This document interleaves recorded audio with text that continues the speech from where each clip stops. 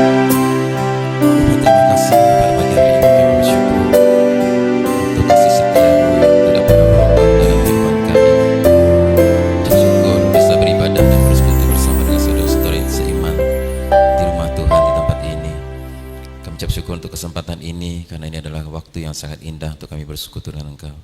Kami juga merindukan firman-Mu Tuhan. Kiranya Tuhan mengenyangkan kami pada pagi hari ini dengan kebenaran firman-Mu. Kiranya kami yang lapar haus akan firman, kami boleh mendapatkan kebenaran-kebenaran yang mengenyangkan rohanian kami, yang membuat kami dipuaskan oleh karena kebenaran yang kami boleh dengarkan. Kiranya Tuhan menjamah hati kami masing-masing, yang mungkin ada di antara kami yang mengalami banyak peristiwa beban berat dalam kehidupan kami yang terus-menerus membuat kami tidak bisa berkonsentrasi mendengarkan firman Tuhan. Biarlah pada pagi hari ini oleh penyertaan Roh Kudus kami boleh mendapatkan ketenangan, kedamaian, sukacita untuk mendengarkan firman Tuhan, sehingga kami bisa fokus hanya tertuju kepada firman Allah yang kami dengarkan. Terima kasih Tuhan, berkati juga hamba-Mu ini. Kiranya Tuhan menolong di dalam setiap pemberitaan ini supaya dapat menyampaikan firman Allah dengan jelas dan dengan sederhana sehingga dapat dipahami oleh jemaat Tuhan. Kami ucap syukur untuk semuanya, kami serahkan kepada Tuhan pemberitaan ini dalam nama Tuhan Yesus kami berdoa, haleluya, amin. Silakan duduk Bapak Ibu Saudara kasih oleh Tuhan. Shalom semuanya. Puji Tuhan, senang sekali pada pagi hari ini bisa hadir di tengah-tengah saudara. Dan pada pagi hari ini saya ingin menyampaikan firman Tuhan sesuai dengan tema yang diberikan oleh Bapak Gembala Sidang, yaitu tentang dipanggil menjadi penjala jiwa-jiwa, ya. Dipanggil menjadi penjala jiwa-jiwa. Baik, kita akan buka Alkitab kita pada pagi hari ini dari Matius pasal yang keempat. Matius pasal yang keempat ayat 18 sampai 22. Matius pasal 4 ayat 18 sampai 22. Mari kita baca bersama-sama ayat ini. Matius pasal 4 ayat 18 sampai 22. Mari kita baca bersama-sama. 1, 2, 3. Dan ketika Yesus sedang berjalan menyusur danau Galilea, Dia melihat 2 orang bersaudara, yaitu Simon yang disebut Petrus dan Andreas saudaranya. Mereka sedang menebarkan jala di danau sebab mereka penjala ikan. Yesus berkata kepada mereka, "Mari ikutlah aku, dan kamu akan kujadikan penjala manusia." Lalu mereka pun segera meninggalkan jalannya dan mengikuti Dia. Dan setelah Yesus pergi dari sana, dilihatnya pula 2 orang bersaudara, yaitu Yakobus anak Zebedius dan Yohanes saudaranya, bersama ayah mereka Zebedius sedang membereskan jala di dalam perahu. Yesus memanggil mereka, dan mereka segera meninggalkan perahu serta ayahnya, lalu mengikuti Dia. Menjadi penjala jiwa. Saudara, istilah menjala manusia hanya ada di dalam Kristen, dan pencetus istilah tersebut adalah Tuhan Yesus sendiri. Saudara nggak akan ketemu istilah penjala manusia ini di agama-agama lain, ya. Mereka juga kalau dengar itu menjala manusia, mereka akan bingung dan heran apa maksudnya. Bahkan banyak orang Kristen hari ini pun agak tidak mengerti dengan istilah ini, penjala manusia. Saudara, ada 4 orang murid Tuhan Yesus yang adalah nelayan, yang pekerjaannya sehari-hari menjala ikan, yaitu Petrus, Andreas, Yakobus, dan Yohanes seperti yang dijelaskan dalam ayat tadi. Dan barangkali untuk memudahkan para murid-murid memahami visi misi Tuhan Yesus, maka ia sengaja memakai istilah menjala manusia dan kemudian mengganti targetnya, yaitu dulunya menjala ikan, sekarang menjala manusia. Dan pada saat itu istilah menjala manusia pasti terdengar asing di telinga mereka, bahkan terkesan aneh. Tapi herannya mereka mau juga. Saya yakin pada waktu Petrus, Andreas, Yakobus, Yohanes ketika dipanggil Tuhan Yesus dan Tuhan Yesus bilang sama mereka, "Kamu akan kujadikan penjala manusia. Saya yakin pasti mereka belum mengerti apa maksudnya menjala manusia. Kalau sekarang mungkin kita udah dapat gambaran setidaknya 50%. Artinya memenangkan jiwa bagi Tuhan. Tapi kalau pada waktu itu menjala ikan menjadi penjala manusia, mereka juga sebenarnya nggak terlalu mengerti. Tapi mereka mau ikut. Dan kemudian akhirnya kita bisa melihat di dalam hidup mereka sepanjang kehidupan mereka sampai akhir hidup mereka, mereka benar-benar merubah profesi mereka dari penjala ikan jadi penjala manusia. Saudara, pada pagi hari ini saya ingin menyampaikan kepada kita ada beberapa prinsip yang harus kita pahami terkait menjadi penjala manusia. Yang pertama, menjala manusia merupakan proyek yang sangat penting. Prinsip yang pertama, menjala manusia merupakan proyek yang dari Tuhan yang sangat penting. Kita lihat di dalam ayat 19.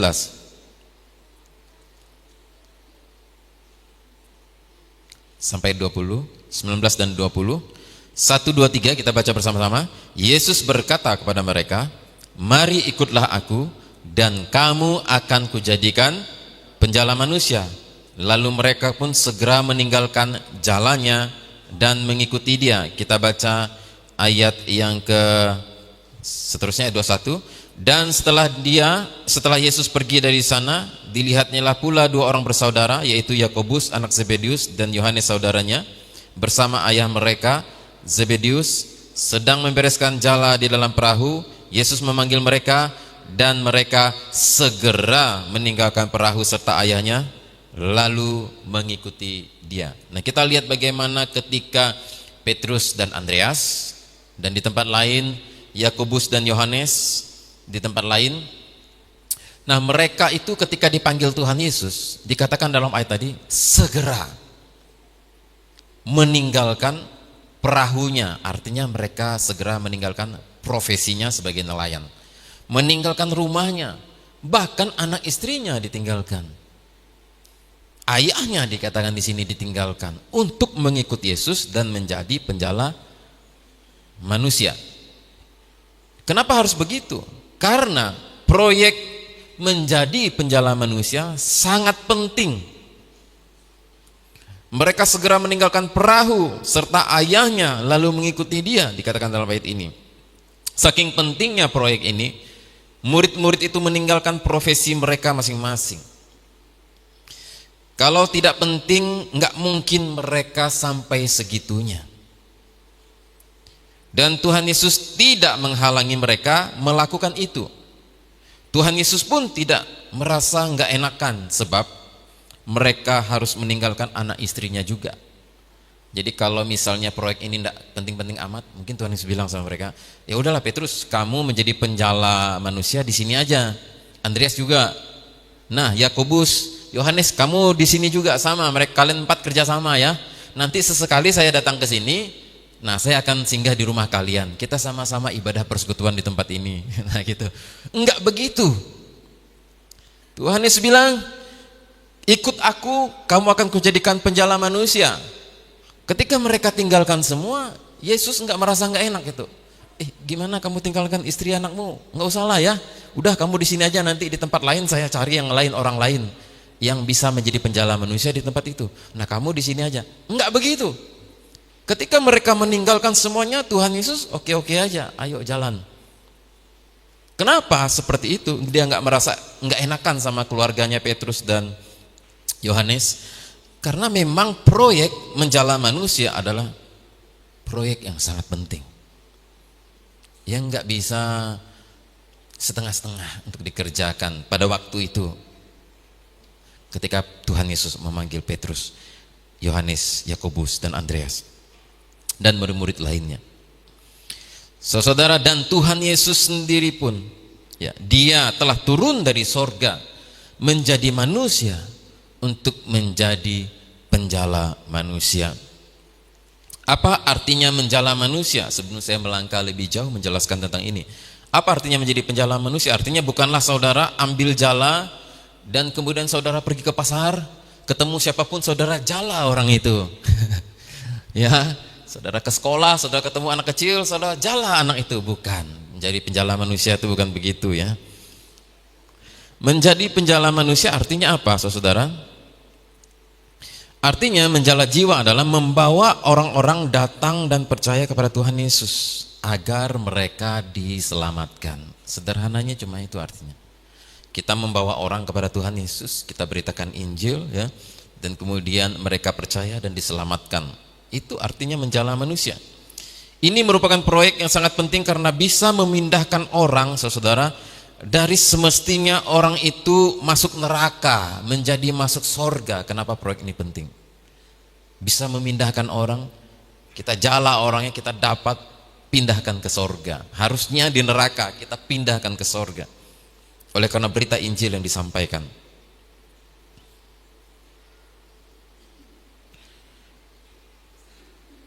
Itulah sebabnya kenapa orang kaya yang masuk neraka, kalau di dalam perumpamaan Tuhan Yesus, orang kaya dan Lazarus itu, ketika orang kaya itu masuk neraka, ya, apa permintaan orang kaya itu? Dia meminta supaya Lazarus dihidupkan kembali, kemudian diutus kepada 5 orang saudaranya yang belum percaya, supaya 5 saudaranya ini jangan masuk seperti dia ke dalam neraka.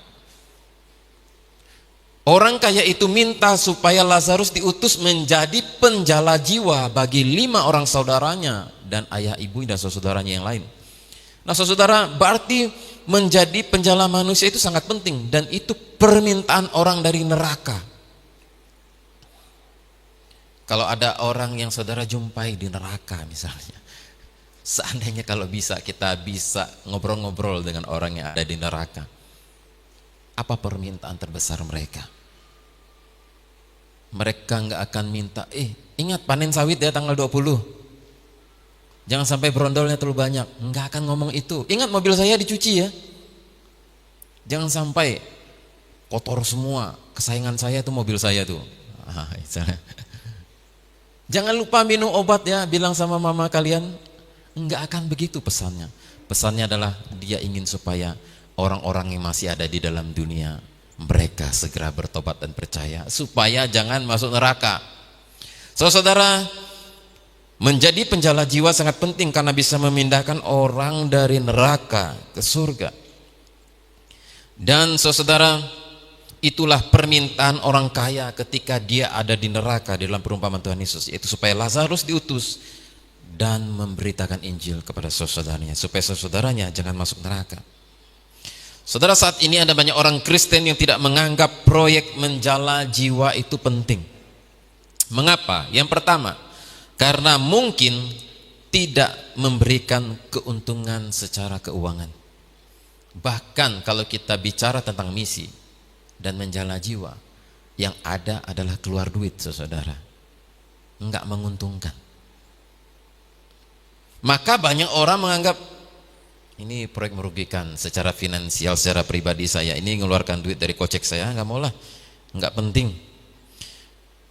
Apalagi murid-murid Tuhan Yesus pada waktu itu sampai meninggalkan pekerjaannya dan kehilangan pemasukan. Mereka menjadi nelayan setiap hari, setidaknya bisa dapat 10 ekor ikan kah, 10 kilo kah, 20 kilo, bisa dijual ke pasar, dapat duit. Dan ini justru akhirnya mereka tidak dapat pemasukan karena ikut Tuhan Yesus. Nah, kalau proyek bikin jalan, bangun rumah, MBG, itu rebutan orang proyek-proyek kayak gitu. Karena memberikan keuntungan secara finansial. Ya wajar-wajar saja. Karena kita hidup di dunia masih perlu duit. Nah, kalau proyek-proyek begitu semangat orang-orang untuk ikut. Tetapi kalau namanya penjala manusia, itu proyek yang rasanya enggak memberi keuntungan, malas dah. Nah, itu yang menyebabkan orang enggak tertarik dengan proyek menjala manusia. Dan yang kedua, belum terlalu banyak orang yang mengalami, orang itu mungkin tidak terlalu banyak mengalami kuasa Tuhan karena kurang pengalaman bersama Tuhan. Biasanya orang yang tergerak untuk ikut proyek menjala manusia itulah orang-orang yang sudah mengalami banyak pengalaman pribadi bersama Tuhan, mengalami kuasa Tuhan. Contohnya adalah kalau kita baca tadi dalam Matius pasal 4 itu tidak mendetail diceritakan bagaimana proses perjumpaan Tuhan Yesus dan Petrus dan kawan-kawan. Tapi kalau saudara baca dalam Lukas, itu ada proses yang terjadi di mana ketika Petrus sedang di perahu, Tuhan Yesus Petrus sedang membasuh jalannya di samping Tuhan Yesus di dalam air ya. Tuhan Yesus sedang mengajar di perahunya Petrus. Nah, Petrus sepanjang malam tidak dapat ikan. Dan kemudian setelah selesai mengajar, Tuhan Yesus berkata kepada Petrus, Petrus, coba kalian tebarkan jala kalian di tempat yang lebih dalam. Dia bilang, sepanjang malam kami sudah mencoba nggak dapat apa-apa. Tapi karena engkau yang menyuruhnya, kami akan pergi untuk menebarkan jala. Lalu dia pergi menebarkan jala, pergi ke tempat yang lebih dalam dan mendapatkan ikan sepanjang umur kehidupannya di dalam dunia sebagai seorang karirnya, sebagai seorang nelayan. Itulah tangkapan yang terbanyak ketika dia mengalami mujizat perjumpaannya dengan Tuhan Yesus itu. Dia mendapatkan ikan 2 perahu penuh sampai hampir tenggelam perahunya. Jalannya mungkin hampir koyak, saudara. Itu memberikan kesan yang luar biasa yang membuat Petrus sadar ini bukan orang biasa. Dan kalau saya ikut dia, ini benar orangnya ini. Ini pasti proyeknya proyek yang penting. Makanya Petrus ketika dia mengalami kuasa Tuhan seperti itu, dia mau jadi penjala jiwa. Nah, kalau ada orang yang menganggap proyek menjala jiwa itu nggak penting, karena saya rasa dia belum banyak mengalami pengalaman pribadi bersama Tuhan. Kalau dia banyak mengalami pengalaman pribadi, mungkin dia dulu sakit hampir mati, tapi diberi kesembuhan oleh Tuhan, mujizat terjadi misalnya, pasti dia mau. Mungkin usahanya bangkrut, sudah habis-habisan, nol, jadi gembel, tapi bersama dengan Tuhan dia bangkit kembali dan akhirnya jadi sukses misalnya. Mungkin dia pasti akan mau. Jadi pengalaman pribadi itu seperti dialami Petrus, itu menentukan orang itu mau jadi penjala jiwa atau tidak. Dan yang ketiga, yang membuat orang merasa nggak penting proyek ini adalah mereka merasa bahwa tugas ini tugas Bapak Pendeta dan hamba-hamba Tuhan, bukan tugas saya.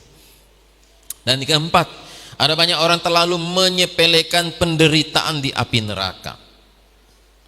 Seperti saya bilang tadi bahwa menjadi penjala jiwa itu proyek sangat penting. Kenapa? Karena memindahkan orang dari neraka ke surga.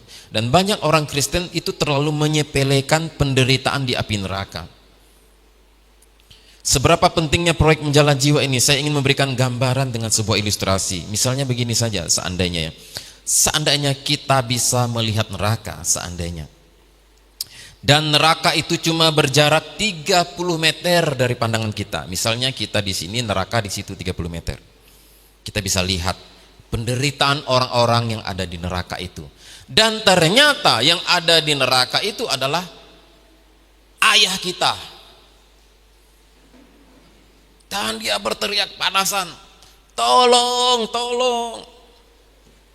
Terbakar di dalam nyala api itu. Dan saudara lihat di depan saudara. Kayak peristiwa kebakaran kemarin loh misalnya. Terjebak di dalam api itu, saudara lihat, saudara masuk nggak bisa, tapi bapakmu terjebak di dalam api kebakaran itu. Gimana rasanya? Tega nggak saudara-saudara? Membiarkan kita menolong nggak bisa di dalam api neraka itu ayah kita misalnya, atau sepupu kita, paman kita, ibu kita. Saudara tega nggak? Nah, itulah yang terjadi. Saudara nggak boleh sepelekan masalah api neraka ini, betul-betul akan dialami orang yang tidak percaya kepada Tuhan. Itulah hukuman bagi orang yang berdosa. Nah, Tuhan mengasihi dan dia telah mengutus anaknya yang tunggal, Tuhan Yesus Kristus, sebagai jalan pendamaian bagi dosa, sehingga orang bisa layak masuk surga karena percaya kepada Yesus Kristus yang menebus di atas kayu salib kita dari dosa-dosa kita. Nah saudara, beberapa hari ini anak saya yang bungsu, si Philip, demam, mencret, demam, batuk, muntah-muntah. Dan ketika melihat dia sakit seperti itu, hati saya rasanya sedih dan tersayat-sayat. Itu baru lihat dia sakit, mencret, batuk, demam, muntah sepanjang malam gak tidur. Waduh, rasanya udah, hati ini udah tercabik-cabik sakit lihatnya. Apalagi kalau saudara melihat anak saudara misalnya di dalam neraka, di dalam panas api, ibumu, ayahmu, saudaramu, abangmu, adikmu di situ. Maka ada banyak orang Kristen menganggap proyek ini nggak penting karena mereka menyepelekan penderitaan yang ada di neraka. Dan orang kaya yang dalam perumpamaan Tuhan Yesus itu, dia sudah ada di neraka, baru dia tahu bagaimana menderitanya di neraka, sehingga dia sangat memohon kepada Bapak Abraham supaya Lazarus diutus jadi penjala manusia. memberitakan firman kepada 5 orang saudaranya. Jadi proyek ini sangat penting dan saudara harus ambil bagian untuk menjadi penjala manusia. Amin, saudara. Kita mungkin tidak se ekstrim Petrus dan kawan-kawan meninggalkan pekerjaan saudara, tinggalkan usaha saudara, saudara tinggalkan PNS saudara tinggalkan pekerjaan saudara sebagai polisi, sebagai guru, lalu semua kita jadi pendeta, jadi menjala manusia. Bukan begitu, saudara. Enggak perlu se ekstrim mereka Petrus, enggak perlu. Ya, untuk saat ini mungkin keadaannya tidak memungkinkan seperti itu. Tapi kalau ada yang punya iman seperti itu, silahkan. Tapi kalau kita tidak punya iman seperti itu, enggak mesti se ekstrim itu. Tetapi setidaknya kita tidak menganggap remeh, kita tidak menganggap sepele proyek ini, saudara. Proyek menjala manusia ini, kita enggak anggap remeh. Kita tidak anggap seperti tidak ada. Kita harus menganggap ini penting untuk kita dan untuk gereja kita. Dan bahkan kita mau ambil bagian juga dengan cara kita masing-masing. Amin. Beberapa waktu ini saya ngomong sama istri saya, karena setelah 10 tahun saya evaluasi ketika saya berdagang, saudara. Waduh, saya menjadi tidak produktif lagi dalam dunia pelayanan. Itu hasil evaluasi saya. 10 tahun sebelumnya setidaknya saya bersama dengan Pak Gembala, bersama tim sudah menghasilkan setidaknya 4 gereja. Sokbagan, Thomas, Seberang Kapuas, Semaung. Tapi setelah 10 tahun dari 2016 sampai 2026 saya berdagang, tidak ada satu gereja pun yang dihasilkan. Mau merintis di tempat baru aja nggak ada waktu, saudara. Ibadah komisi pria aja nggak ada waktu saya, jadi saya nggak efektif jadinya. Dan saya bilang sama istri saya bilang kayaknya nggak bisa begini. Kita jual aja toko kita, setuju nggak? Oh enggak, katanya. Kamu mau jadi pemulung nggak di jalanan, katanya. Malum perempuan kan lebih khawatir ya, lebih khawatir dari laki-laki. Kalau saya sih nggak terlalu khawatir. Kamu mau jadi pemulung, katanya. Dan saya bilang kalau begitu kamu teruskan deh tokonya, saya nggak mau lagi sebenarnya. Kalau nggak mau dijual. Jujur saya nekat, saudara, mau saya jual toko saya tuh. Rame. Nggak ada 5 menit satu orang pasti datang. Nggak ada 5 menit satu orang datang. Pasti ramenya luar biasa. Sampai nggak sanggup saya. Saking capeknya. Nah, saudara, tapi bagi saya proyek menjala manusia lebih menarik. Saya sebenarnya nggak terlalu suka berdagang. Tapi karena tuntutan hidup, apa boleh buat. Dan saya bilang sama istri seperti, kalau dia mau kelola silahkan, mungkin dalam 1-2 tahun ini udah saya tinggalkan toko itu, saya nggak mau lagi. Supaya saya punya lebih banyak waktu untuk menjala manusia. Nah, saudara yang kasih oleh Tuhan, jadi proyek menjala manusia sangat penting sehingga Petrus dan kawan-kawannya segera meninggalkan perahunya, ayahnya, ibunya, saudaranya, bahkan istrinya. Dan kita mungkin tidak perlu se ekstrim itu. Saudara bisa memberitakan firman, menjadi penjala manusia dengan cara saudara sendiri yang Tuhan sudah taruh di hatimu. Bagaimana caranya? Masing-masing tanya Tuhan. Bagaimana saya bisa jadi penjala manusia, Tuhan?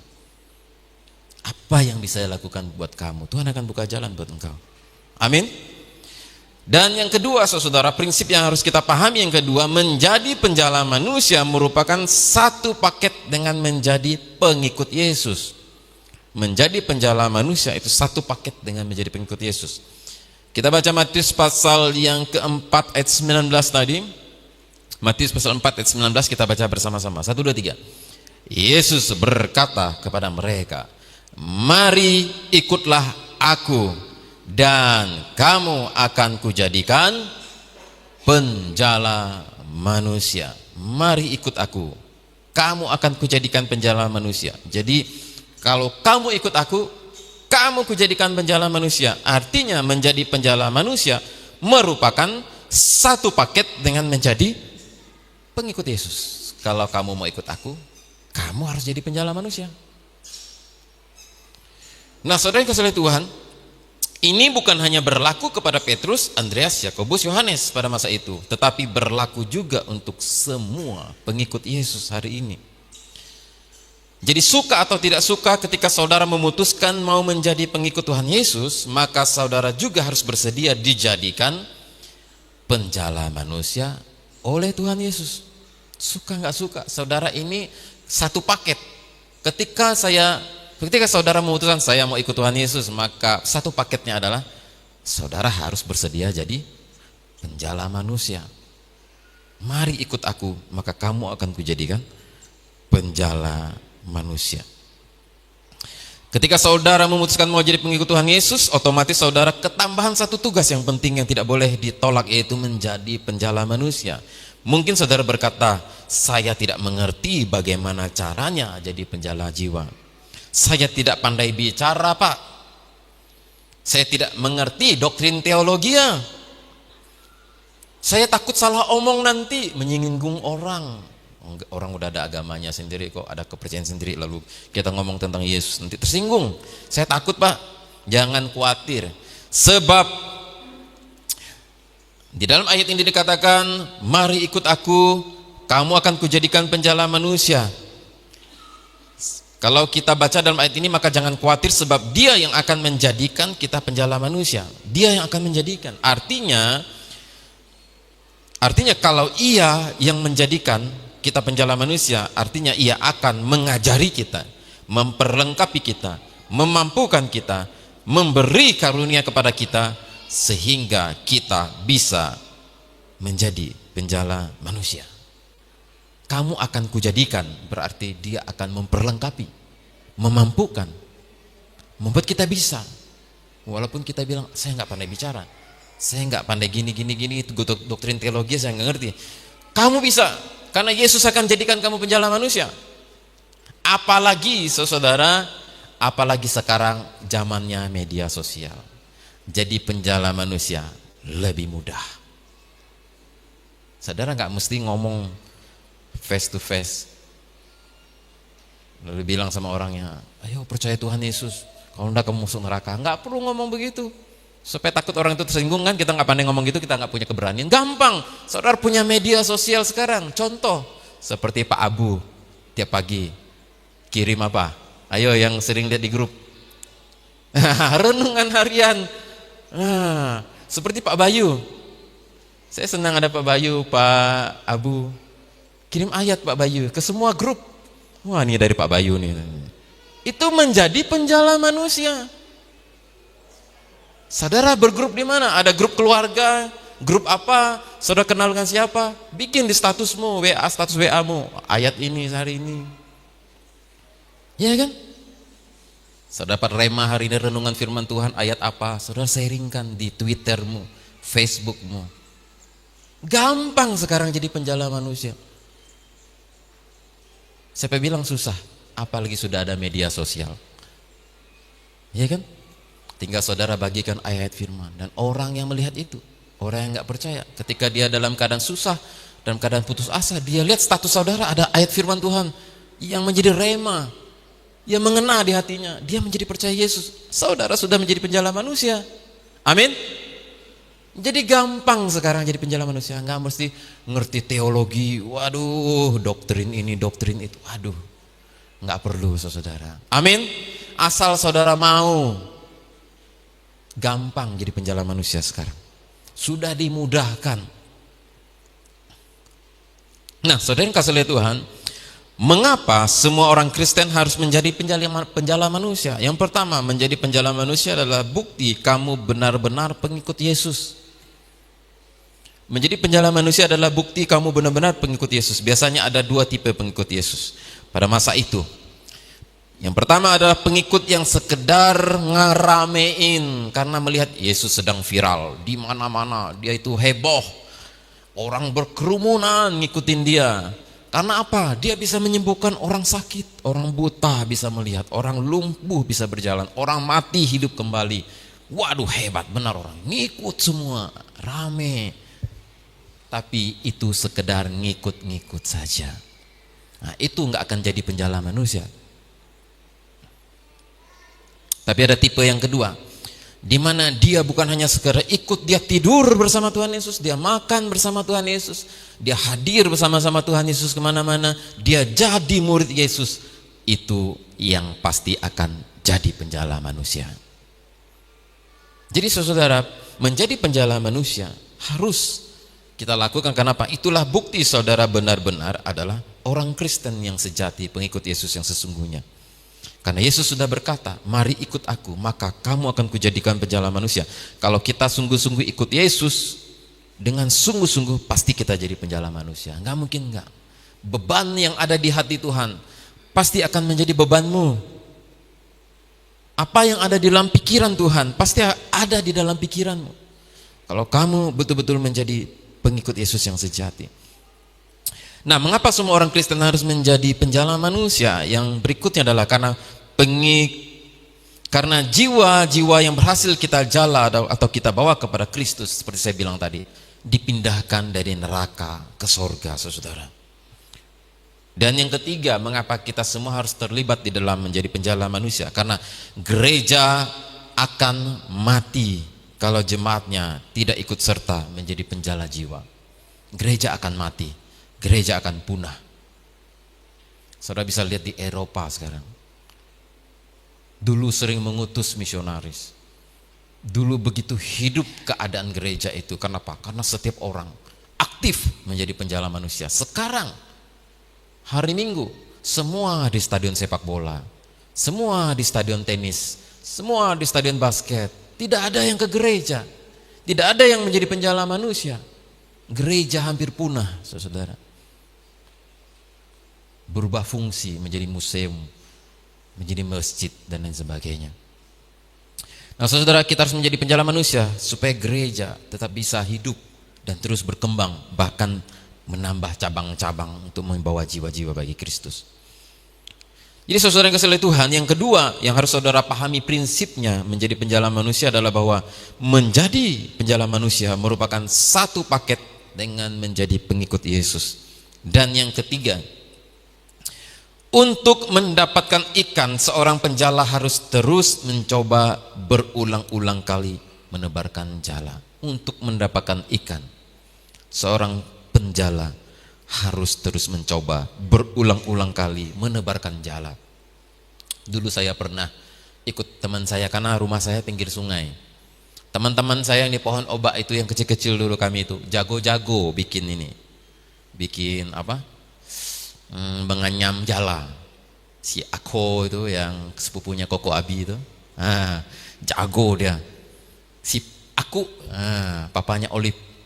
Itu jago tuh dari kecil tuh. Saya nggak bisa-bisa. Saya ikut mereka menjala ikan. Enggak ada sejarahnya untuk dapat ikan, saudara. Sekali tebar langsung pulang, enggak ada. Coba di sini enggak dapat, coba di situ enggak dapat, coba lagi di tempat lain enggak dapat, pergi lagi ke tempat yang lebih jauh lagi untuk mendapatkan ikan. Mencoba terus. Barangkali prinsip ini yang ingin diajarkan Tuhan Yesus, bahwa kenapa dia pakai istilah menjala manusia, menjala ikan, menjala manusia. Prinsip yang sama di sini adalah menjadi penjala manusia dan penjala ikan adalah di mana hal itu dilakukan harus berulang-ulang. Harus dicoba berkali-kali untuk bisa dapat ikan. Mereka harus mencoba berulang-ulang kali, berpindah-pindah tempat sampai mendapatkan ikan. Nah, di dalam Lukas pasal 5 ayat 4 sampai 5 tentang Petrus yang berjumpa Tuhan Yesus tadi, Tuhan Yesus ketika pertama kali berjumpa dengan Petrus, Tuhan Yesus bilang, ayo sekarang saatnya untuk kamu tebar jala ke tempat yang lebih dalam. Terus bilang, Guru, sepanjang malam kami sudah mencoba dan bekerja keras berulang-ulang. Tebar jala sana, tebar jala sana sini, enggak dapat apa-apa. Tapi karena engkau yang menyuruh kami akan pergi. Jadi Petrus itu sebagai nelayan, dia mencoba sepanjang malam. Berulang-ulang dia menjala ikan, enggak dapat. Tapi ketika menaati perintah Tuhan Yesus, dia dapat banyak ikan. 2 perahu. Nah, prinsip ini, prinsip yang sama di dalam prinsip menjala manusia, saudara. Yang ingin Tuhan Yesus sampaikan kepada kita, bahwa itulah sebabnya Tuhan Yesus memilih kata penjala manusia, karena ada prinsip yang sama sebagai penjala ikan. Dan penjala manusia dalam proses memberitakan Injil itu sama proses prinsipnya. Prinsip itu adalah prinsip percobaan berulang-ulang. Kalau pakai prinsip menjala ikan, maka seharusnya 1-2 kali kegagalan tidak membuat kita jera. Amin. Nah, kita mencoba memberitakan Injil kepada si ini, ditolak.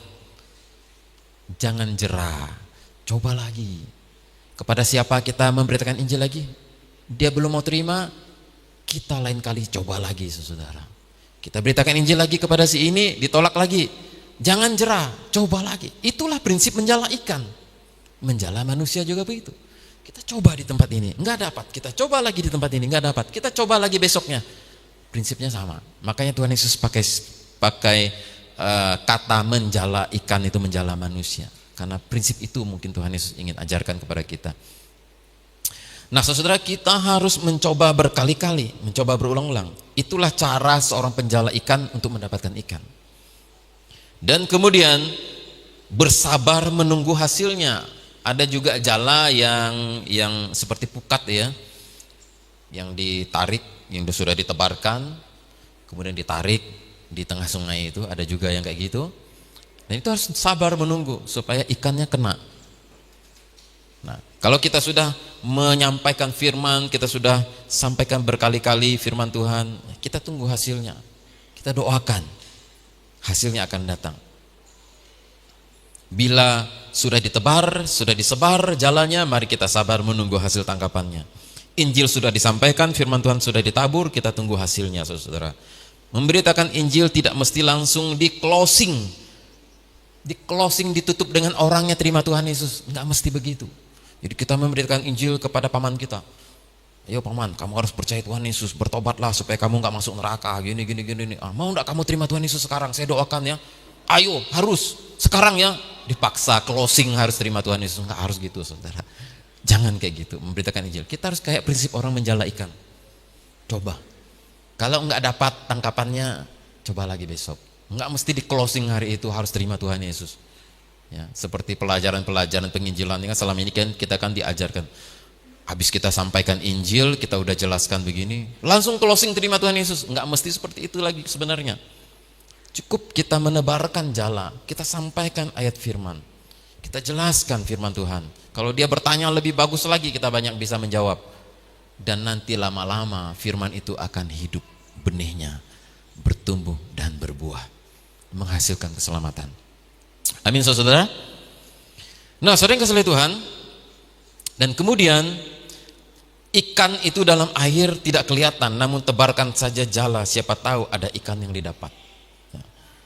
Orang-orang di sekeliling kita banyak, kita tebarkan saja jala, memberitakan Injil, walaupun kita tidak tahu siapa yang bakal didapat atau siapa yang tidak berhasil didapat.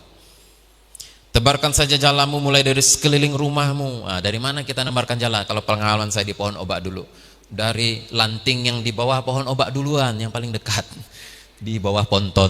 Ya, tebarkan jala di situ. Di belakang lanting, di sekitar rumah, kita memberitakan Injil, menjala manusia juga seperti itu. Dari rumah kita dulu, anak-anak kita, ponakan kita, saudara kita, ayah ibu kita, paman bibi, baru ke tetangga, baru ke lingkup di luar pekerjaan, di tempat pekerjaan, di pasar, di mana-mana kita bisa menebarkan jala, saudara.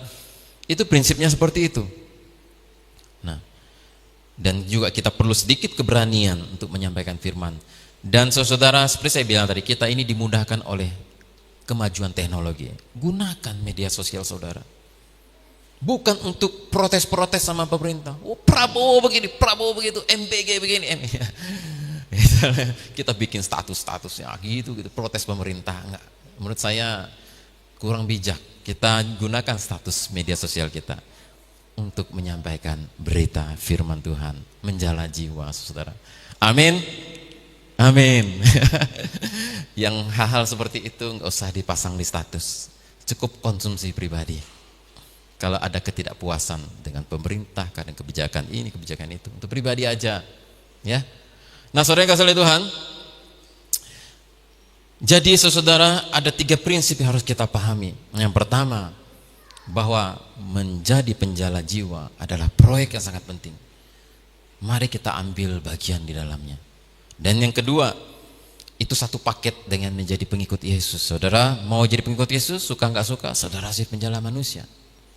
Dan yang ketiga, untuk mendapatkan ikan, seorang penjala harus terus mencoba berulang kali. Jangan putus asa. Saudara pernah memberitakan Injil sama si ini, ditolak, udah putus asa. Trauma saya. Jangan. Ya, seorang prinsip penjala ikan itu seperti itu. Coba di sini, coba di sana, sangkut jalannya, diselam, dibuka dari sangkutannya. Coba lagi di tempat lain, begitu caranya saudara. Nah, itulah prinsip yang harus kita pahami. Dan saya percaya kalau saudara punya niat, saudara punya kerinduan untuk menjadi manusia, maka saudara pasti akan dipakai Tuhan. Amin. Dengan cara masing-masing. Tidak perlu se ekstrim Petrus, mungkin ya. Tapi kalau punya iman seperti itu ya silakan. Nah, saudara yang kasih Tuhan, untuk menutup firman Tuhan ini saya ingin menceritakan sebuah kisah nyata. Pada tahun 1900-an, pada abad ke-19, ada seorang misionaris bernama E.W. Milne, atau bahasa Indonesia A.W. Milne namanya. Saudara, dia berasal dari Skotlandia. Nah, dia terpanggil menjadi seorang misionaris. Dan kemudian setelah dia menetapkan hatinya untuk menjadi seorang penjala jiwa, dia memilih sebuah tempat yang akan dia tuju untuk dia menjadi seorang misionaris. Dia memilih sebuah tempat yang bernama Kepulauan New Hebrides di daerah Kepulauan Pasifik Selatan. Nah, pulau itu terkenal sebagai pulau kuburan bagi para misionaris. Kenapa? Julukannya saja aja the Headhunters. Artinya ada apa, saudara? Pemburu kepala, ya. Jadi suka menggal orang, suku-sukunya itu. Jadi sudah banyak misionaris mencoba. Beberapa orang sudah ke sana, enggak ada yang pulang dengan selamat. Dan si hamba Tuhan ini, si E.W. Milne ini memutuskan untuk memberanikan diri untuk mencoba lagi pergi ke sana memberitakan Injil kepada suku ini. Nah, singkat cerita, dia berkemas-kemas dan siap, dan dia tidak pergi sendirian. Dia bawa istrinya. Dan dia berkata, "Aku sudah mati bagi diriku sendiri." Makanya dia berani pergi. Dan akhirnya dia pergi dengan cara yang sangat unik, saudara. Kalau orang pergi ke tempat yang jauh bawa ransel, bawa tas, bawa koper, dia enggak, dia bawa peti mati ke sana bersama istrinya. Jadi peti mati yang mungkin dibikin agak ringan, dipikul, dia masukkan pakaian-pakaiannya dan perlengkapan-perlengkapannya, masukkan ke dalam peti mati itu, dan dia berbekal peti mati itu pergi ke pulau yang bernama New Hebrides di Kepulauan Pasifik Selatan. Nah, ketika dia pergi ke sana, ternyata alih-alih dia itu bakal dipenggal kepalanya, dia bakal dibunuh, ternyata dia diterima dengan baik. Kenapa? Karena si hamba Tuhan ini dia melakukan metode pendekatan yang agak berbeda, yang sangat menarik. Sehingga di dalam pendekatan yang sangat menarik itu, penduduk yang ada di situ di Kepulauan New Hebrides itu jatuh cinta kepada dia, menjadi suka sekali dengan dia dan istrinya. Ternyata dia berhasil memenangkan jiwa mereka, dan dia mengabdi di dalam pelayanan di tempat itu selama 30 tahun, saudara, sampai dia mati dengan cara yang baik. Dan pada waktu dia mati di tempat itu, saudara, yang menguburkannya bukan keluarganya, bukan teman-temannya, yang menguburkan dia adalah jemaat-jemaatnya yang ada di pulau itu. Mereka sangat sedih dan kehilangan. Kemudian pada waktu mereka menguburkan dia, mereka membuat sebuah batu nisan yang mereka tulis. Ini pendapat mereka tentang hamba Tuhan ini yang datang kepada mereka. Mereka tulis di batu nisan hamba Tuhan itu. Mereka tulis begini: "Pada waktu dia datang, tidak ada cahaya di tempat ini. Tetapi pada waktu dia pergi, tidak ada kegelapan di tempat ini." Sekali lagi, di dalam batu nisan itu tertulis tentang hamba Tuhan itu yang sudah mati itu. Pada waktu dia datang, tidak ada cahaya di tempat ini. Tetapi pada waktu dia pergi, tidak ada kegelapan di tempat ini. Artinya, hamba Tuhan ini telah berhasil merubah mereka, merubah hidup mereka. Dari yang dulunya suram, gelap, tukang penggal kepala orang, the headhunter, pembulu kepala manusia, sekarang menjadi percaya kepada Kristus, penuh dengan cinta kasih, diselamatkan, Kegelapan itu sudah pergi. Mereka hidup dengan bahagia di pulau itu. Jauh lebih baik kehidupan mereka hari ini karena ada hamba Tuhan yang pergi ke situ, namanya E.W. Milne, memberitakan firman kepada mereka. Nah, saudara yang kasih Tuhan, demikian juga prinsipnya di dalam menjala jiwa seperti yang dilakukan oleh E.W. Milne. E.W. Milne ini menganggap bahwa proyek menjala jiwa itu sangat penting, sampai-sampai dia rela meninggalkan semuanya untuk pergi ke pulau itu dan mempertaruhkan nyawanya. Dan kemudian dia mencoba, walaupun hamba Tuhan lain sudah gagal, dia coba lagi dan kemudian akhirnya dia berhasil. Nah, saudara yang kasih Tuhan, mari kita semuanya menjadi penjala jiwa-jiwa di tempat dimanapun Tuhan menaruh kita. Amin. Jangan menganggap sepele proyek ini. Anggaplah proyek ini adalah proyek saudara, proyek yang sangat penting. Bagaimana caranya? Tanya sama Tuhan, apa yang saya bisa lakukan buat Engkau Tuhan? Di sisa umur hidup saya ini, saya ingin menjadi penjala manusia. Amin. Mari kita tundukkan kepala, kita bersatu dalam doa. Saya undang saudara bangkit berdiri semuanya untuk merespon firman Tuhan ini.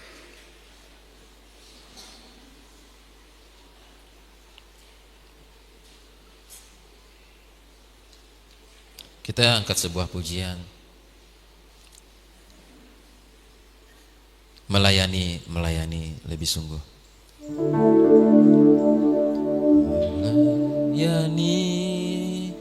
Melayani lebih sungguh.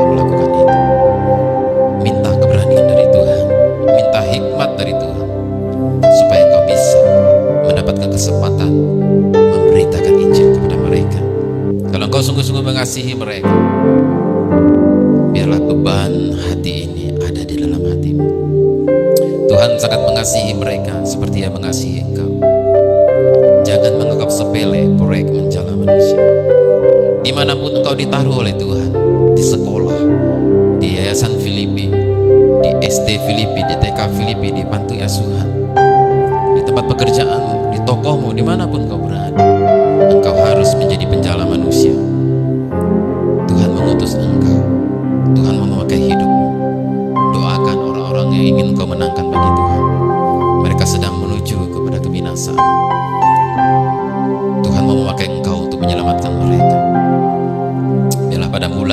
ini. Kita hari ini diingatkan kembali bahwa kita ini adalah seorang penjala manusia. Kapan terakhir kita memberitakan Injil?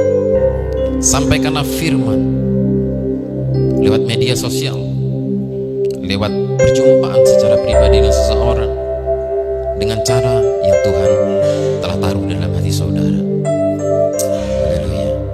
Bapa di surga, pada pagi hari ini Tuhan, terima kasih untuk firman-Mu ini mengingatkan kembali kepada kami. Sesungguhnya kami mengikuti Yesus adalah penjala manusia. Tuhan, biarlah ini menjadi beban yang Tuhan taruh di dalam hati kami, menjadi beban yang akan kami pikul dengan senang hati. Berikan kami hati seperti hati-Mu yang melihat jiwa-jiwa yang terhilang dengan belas kasihan. Tuhan mau pakai hidup kami, mampukan kami, karena Engkau-lah yang menjadikan kami penjala manusia.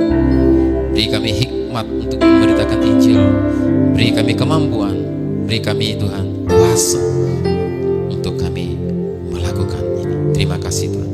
Terima kasih Tuhan, ucap syukur untuk firman Tuhan ini. Kiranya Tuhan memakai kami seturut kehendak-Mu. Terima kasih Bapa, dalam nama Tuhan Yesus kami berdoa. Haleluya. Amin. Silakan duduk Bapak Ibu Saudara kasih oleh Tuhan. Tuhan berkati kita semua.